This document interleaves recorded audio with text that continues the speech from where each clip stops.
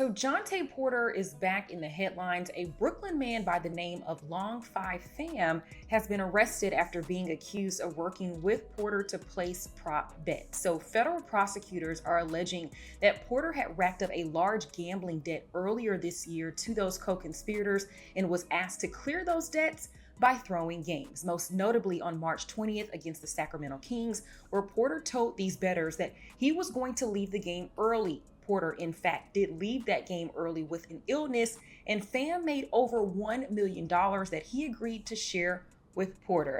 Rodney. I feel like the more information that we learn about this, it's just like, dude, what are you doing? Can I just say that Long Phi Pham is a phenomenal name? That name is fire. AKA wow. Bruce. AKA Bruce. Nah, we not doing the Bruce thing. Okay. All right. On a serious note, this is very dangerous, right?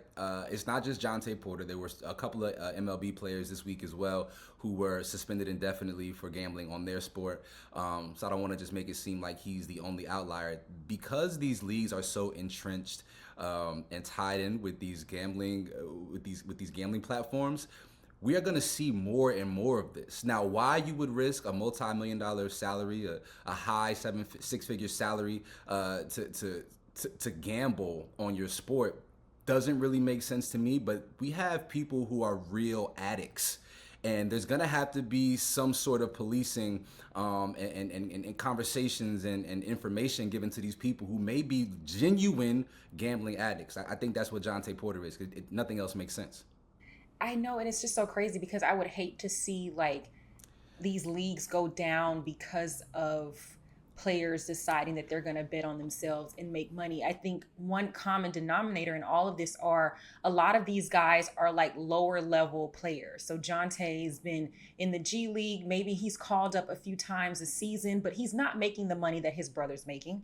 And so I think that sometimes you can see that in these instances. So it's like, okay, did Jontay feel like, okay, I'm not making as much money as my counterparts?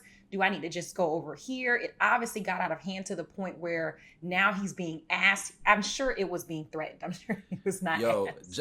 I'm sure they threatened him. Jontay Porter, I think his total earnings, like had he hit, it was like 30, like he would have hit for like 30 grand, right? Like it's the risk is so high, the reward is so low that you would have to be outside of your mind to even make the attempt. What I will say is this though, gambling is popular, right? Like everybody's talking about unders, there's all these prop bets.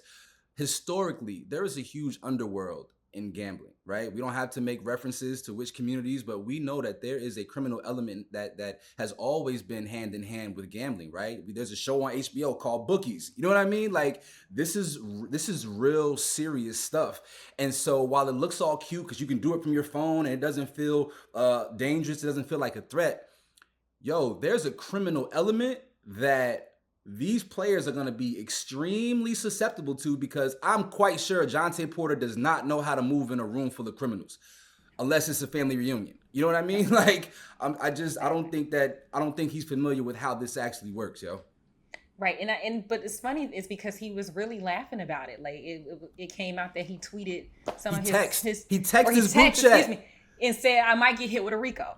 So I meant to say, fam. So now you have implicated your group chat. Like, this is a federal investigation, fam. You are acknowledging that you have co-conspirators. The feds don't even have to work hard to prove their case because you got it. You are so tied to your phone. You've been so nurtured and brought up with your technology. You think this is your phone. You think there's nothing that can happen with your phone. That's how I know he's an idiot and does not need to be engaging in criminal elements. It doesn't make sense, fam. It doesn't make sense. And speaking of Pham was the one who got arrested. And according to police, they are looking for some more to arrest. So this is not the end of the Jontay Porter investigation. And of course, we'll bring you all the latest details once we get them. But yeah, we want to hear from you. How crazy is this Jontay Porter situation, and how big do you think it's going to get? Not just in the NBA, but across all of the leagues. Gonna be a lot of Porters up in that prison. A lot of Porters up in the Bing, man.